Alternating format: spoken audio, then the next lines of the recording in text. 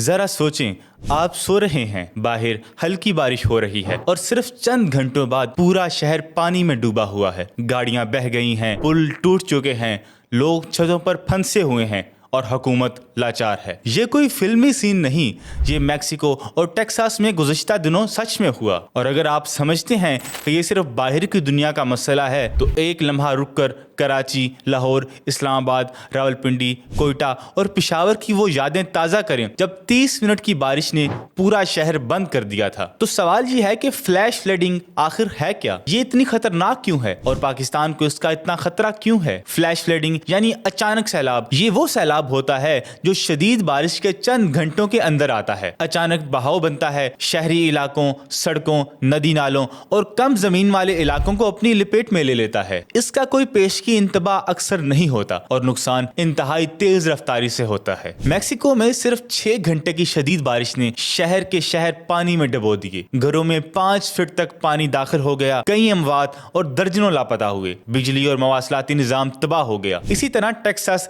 امریکہ میں ہسپتالوں، سکولوں، سڑکوں اور ہائی ویز پر شدید پانی بھر گیا، ایمرجنسی ڈکلیئر کر دی گئی اور اربوں ڈالر کا انفراسٹرکچر متاثر ہوا۔ یہاں سوال یہ ہے کہ فلیش فلڈنگ پاکستان کے لیے الارمنگ کیوں ہے؟ پاکستان کا انفراسٹرکچر، الرٹ سسٹم اور حکومتی تیاری امریکہ اور میکسیکو سے کہیں کمزور ہے۔ کراچی میں 30 منٹ کی بارش سے 12 گھنٹے کی ٹریفک جیم ہو جاتی ہے۔ لاہور میں ڈرینیج نہ ہونے سے سڑکیں جھیل بن جاتی ہیں۔ اسلام آباد جسے دنیا کا دوسرا خوبصورت ترین دارالحکومت مانا جاتا ہے، وہاں چند علاقوں میں پانی گھروں میں داخل ہو جاتا ہے۔ شمالی علاقہ جات میں ندی نالے لمحوں میں ریلے کی شکل اختیار کر لیتے ہیں اور ڈھلوان کے باعث پانی میدانی علاقوں کا رخ کر لیتا ہے۔ 2022 کے سیلاب میں 33 ملین افراد متاثر ہوئے اور ہزاروں کی تعداد میں اموات ہوئیں۔ حالیہ بارشوں سے پاکستان میں 70 سے زیادہ اموات ریکارڈ کی گئیں۔ حکومت کے لیے سوال یہ ہے کہ اگر فلیش فلڈنگ پاکستان میں ٹیکساس اور میکسیکو جیسی شدت سے آئی تو کیا ہم سنبھل سکیں گے؟ فکر کی بات ایک اور یہ بھی ہے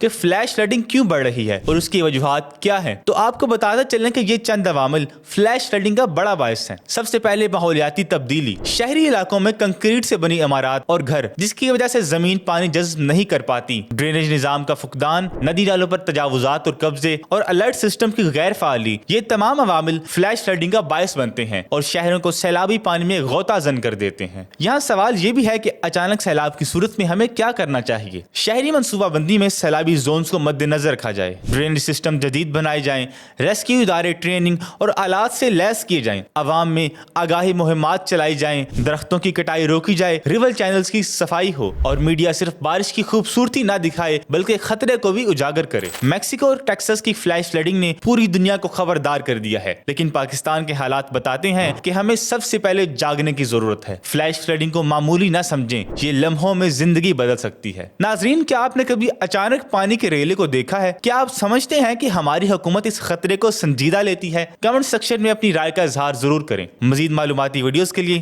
دیکھتے رہیے پاکستان میٹرز۔